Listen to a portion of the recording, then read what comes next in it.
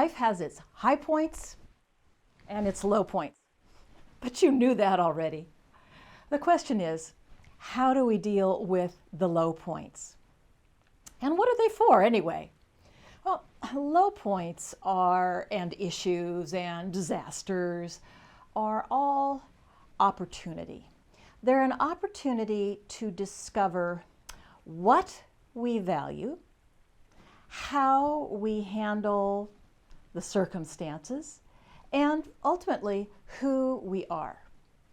Now, life has a certain trajectory. In the beginning, we are unconscious and connected. We're connected to source, to our mothers, to food, nurturing, comfort, and so forth. It's all about sensing. We have no clue what's going on, just we're hungry or we're fed, that kind of experience.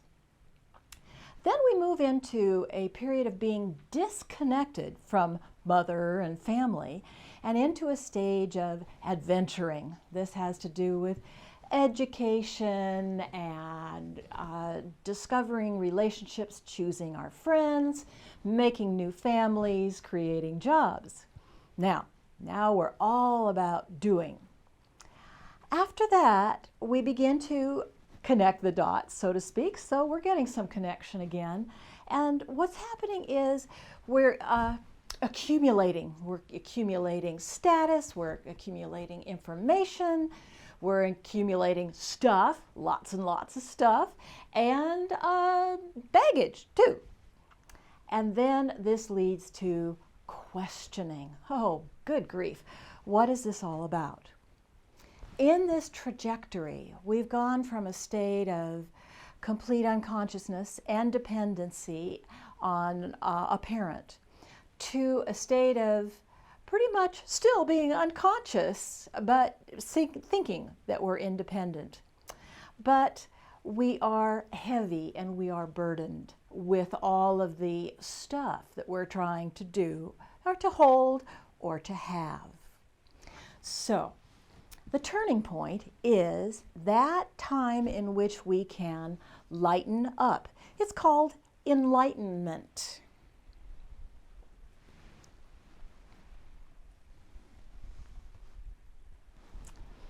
Now, enlightenment is trading one way of being and doing for another. In a dark and heavy state, we are very reactive. We are judgmental. Things are good, they're bad, right and wrong, and this makes for heavy going. We'd like to trade that when we come to the turning point, trade reactivity for sensitivity. Now, sensitivity is something that animals display. In fact, that's why there are so many animals on this image. Animals are sensitive. They are attuned. They are attuned to their environment. They're attuned to each other. And their actions and responses are based on that attunement. Second, we'd like to trade form for essence. Now, by form, I mean identity.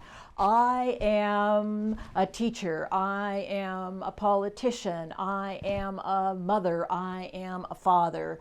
I am rich. These are all pieces of identification. Again, animals don't have the identification. They are what they are.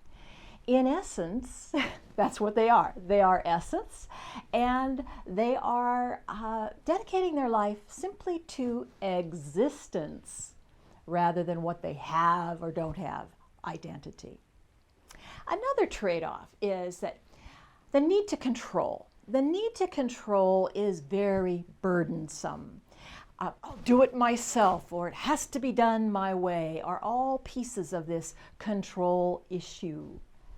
If we can trade control for cooperation, hey, we get to share the load. We get to accept support from others and from the world at large. And that really does lighten things up considerably.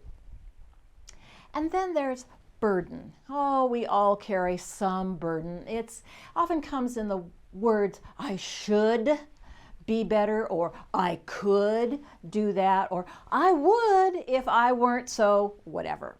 So all of these could, should, and would mental concepts are a burden.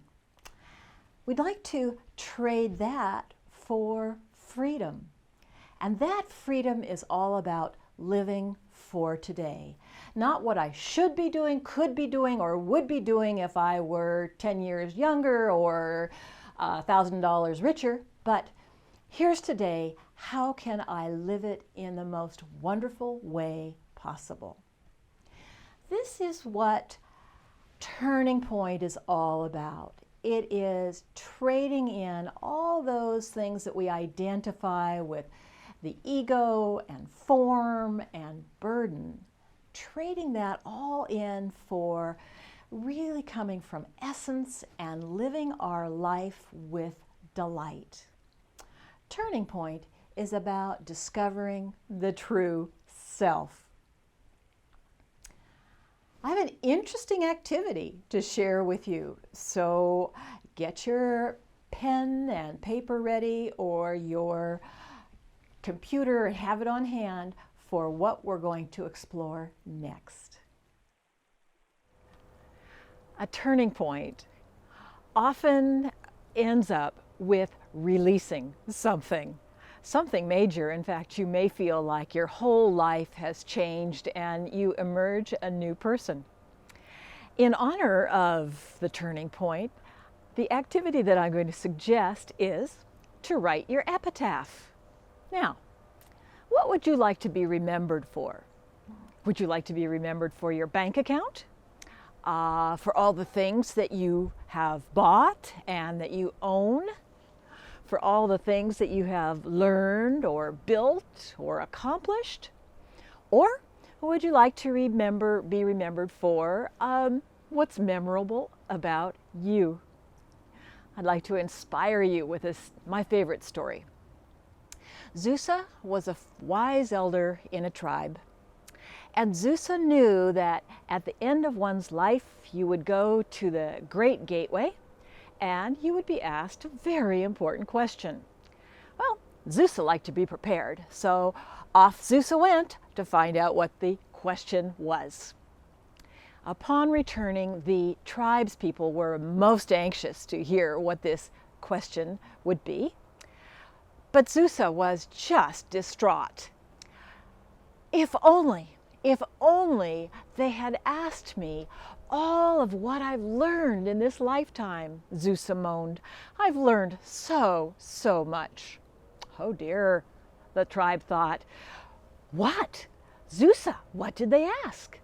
Oh, if only they'd asked me what I had accomplished. Oh, I've done so much. I've built things and I've created things, and I'm really quite proud of all that I've been able to make with my life. Oh man, the tribe was just so eager to find out, Zusa, what did they ask? And Zusa responded. They asked, Zusa, why weren't you Zusa? What does that mean? Well, in case you haven't quite figured it out, what's so is that in life it is how we be that matters most. The being and the presence we bring to each episode in our life has the most impact and has the most lasting value. Just think about someone you admire, and you may find that it is how they were, how they showed up, their beingness that you find most memorable.